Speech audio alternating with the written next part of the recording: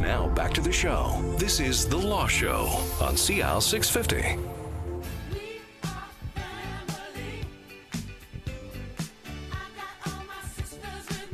Hey, welcome to the show. It's The Law Show here on CL 650. I'm Zach Spencer, and today we're talking about immigration law, and it's been a good conversation so far. Gordon Maynard and Rudy Kisher are here from MKS in Yaletown in downtown Vancouver. Now, we are going to get to the employer compliance because that's a big part of what you do with getting people across the border for work. But we also want to finish off on this Citizenship Act. And so there's changes in order to become a citizen. You have to be in the country for, but we talked before about the permanent resident card. It's 2 years out of 5 you have to be here. So for citizenship, is it different? Yeah, it's 4 out of 6. So you've got to be here 4 out of a 6-year period. And during those... And is it the permanent resident, is it a cumulative number? It's also cumulative. Okay. Yeah. So 4 out of 6 years. And during the 4 years that you use, you have to actually be physically in the country for 6 months, for 50% of the time, and if necessary, you're supposed to have filed your taxes during that. So those were all new requirements brought in last year by the Conservatives. So that's a big change from what it used to be. Have to only be in Canada 1,095 days, or 3 out of a 4-year period, which is a higher percentage. Actually, it was 75% of the time, but over a much shorter period. And a lot of people felt that that was far too short, because you think about it, a 3-year time period, and you qualify to become a Canadian citizen, you wouldn't even finish the bachelor's degree in that time. When you think about how short that is, actually. And we had, I mean, I remember when Hong Kong was going through the change, we had a lot of applicants coming over. We had a crazy system set up at the time, just to go out a little bit off topic, in which you could set up an immigrant trust, totally legal. Under Revenue Canada allowed you to set up an immigrant trust, which the Conservatives got rid of. But you were allowed to set up a trust where you could put your money in trust and you wouldn't pay tax on that for 5 years. Come to Canada, stay here for 3 years, get your Canadian citizenship, leave, have Canadian citizenship, and never have paid tax. On that money that's in the trust. Yeah. So that's the that's system we probably had. a system that was good to get rid of. Yeah. And it seems to me that, you know, with every government that comes in, it's just this ebb and flow. It goes too far one way, maybe it goes too far the other way. Is that what you historically see? My opinion is 100% that way. I think what we've seen is a government, you know, with the changes, and Gord might disagree with me on this in terms of what's going on with the Citizenship Act, but the Liberals have come forward and said they're going to make some changes. I think some of the changes, as we talked about earlier, the stripping of citizenship is a good change at the Liberals, but I think they are loosening up on some of the other requirements that the Conservatives brought in that I think a lot of people out there would say weren't too draconian. Expecting somebody to be here 4 years out of 6 isn't asking a lot. The U.S., it's 5 years. You know, I don't think it's that extreme. And in the last segment, we talked about the citizenship and second-class citizens, and your argument was that if you're a Canadian, you're Canadian. So let's make it maybe a little bit harder to become a Canadian. It's you know, and then we're done. Once you're a Canadian, you're done. So 4 out of 6. What is it? Well, now it's 4 to 6 now. Yeah. It used to be 3 out of 4. Yeah. And now they're talking about putting it back to 3 out of 4. Okay. 3 out of 5. 3 out of 5. They're changing 3 out of 5. So they're even actually giving you more time. Yeah. But and I think it's unfair to when describing that, to tie that into the investor trust funds. I mean, people would be upset with investor trust funds regardless of the time frame of the citizenship. The difference is you would get the time period tax, with 3 years. You wouldn't get any tax. You get your citizenship and pay no tax. So one of the other changes that they're going to make too, though, are the language requirement. Yeah. You're still going to be, going to be a basic requirement. But what is that? What is the language requirement? Well, the way it's written in the law was that you have to have an adequate knowledge of English or French. And so that was generally tested by writing the citizenship test. They changed that under the law to have a formal test, so you would have to get a certain benchmark level. Is it just oral or is it written too? Written. Well, I can tell you a story. You want a personal story Well, on this? no, just go ahead. Yeah. And at that language test, they would excuse you from it if you were 55 years of age or older. Under the changes to the law last year, they moved that age up to 64. So the Liberals are talking about moving it back to 55. And I'll give you an example of that. We'll both give our examples. Yeah. I was dealing with a fellow very recently who's been here for 12 years. He's Asian. He's been here. He went back to China once in the last 12 years. Went back for a month.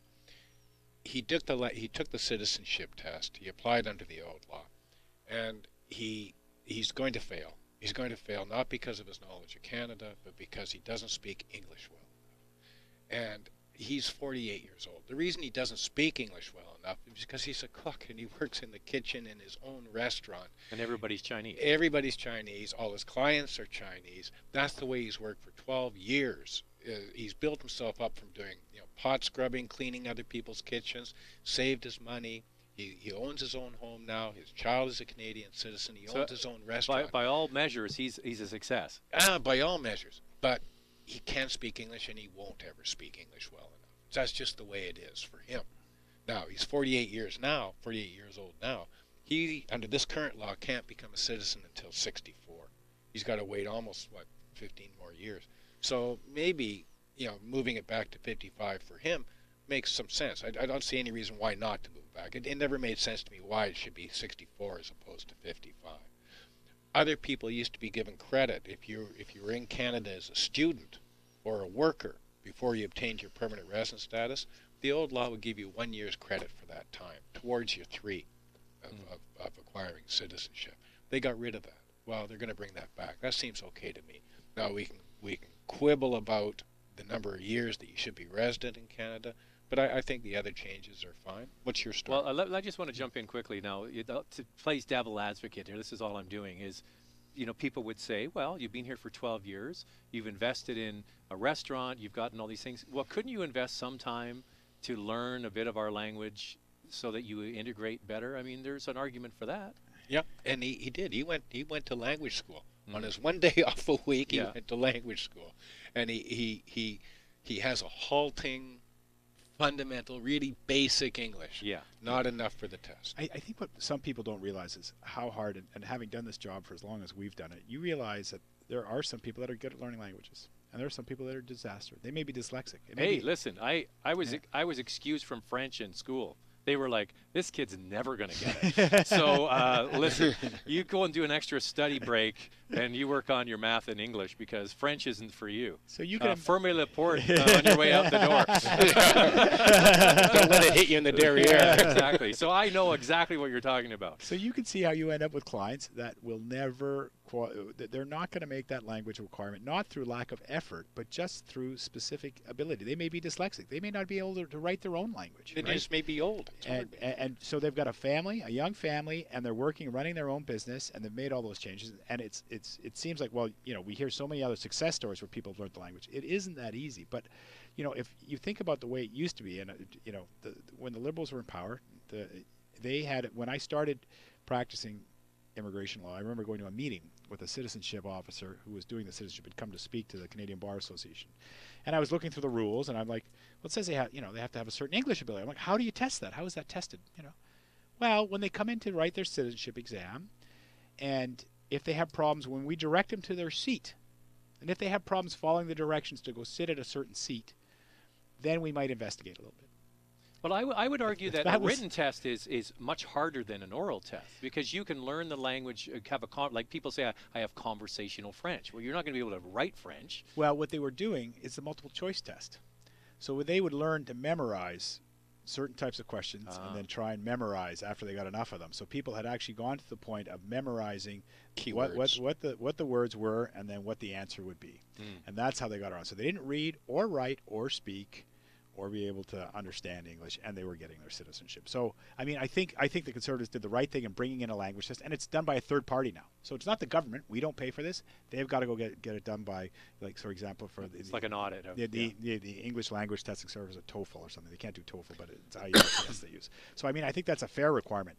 I mean, it's up to the age, but to me, if you look at most other countries that have a citizenship requirement, whether it's Switzerland or England, they make sure you want your as a right of citizenship, you should be able to communicate in one of our national languages. And I think a majority of Canadians would agree with that, right? Yeah. So, and in your example, I think that for somebody who speaks a stilted kind of English, can he get through the day in Vancouver or wherever he lives with that stilted English? I think that's what most people want. Well, can he get through in Richmond through the day? Well, that's story, right? That becomes the question, right? Yeah. Where he lives, right?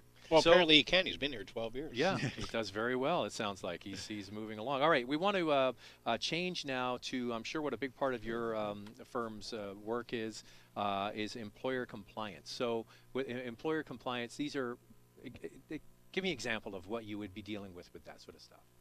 Well, employer compliance comes in a lot of respects. So there are new provisions that came, and it's a wide variety of employee compliance issues now. But when somebody hires a foreign worker, often they have to get what's called a labor market impact assessment. So they have to advertise, show that they can't find a Canadian to do the job, and then they sign a bunch of attestations when they're coming to Canada. The employer does, saying, I'm going to continue to work for, try and find Canadians to do this job. I'm going to make sure the foreign worker gets paid what he's supposed to get paid, and I'm going to abide by all these other things that were in the contract that I promised, right? Up until December 15th of last year, when the Canadian government had an opportunity to investigate people, but the only way that they could punish them was publishing them on a banning list, right? That banning list, literally, I think the last time I checked it had maybe 4 companies on it. So we have in Canada at any given time about 150,000 foreign workers every year come in, and only 4 companies have been found in violations so severe that they were written up. There were no financial penalties at all. December 15th, we started to see that there can now be financial penalties. And so this is very serious for employees, and they've got to be aware of it. They've got to be aware that they have a lot of obligations that they've agreed to under this.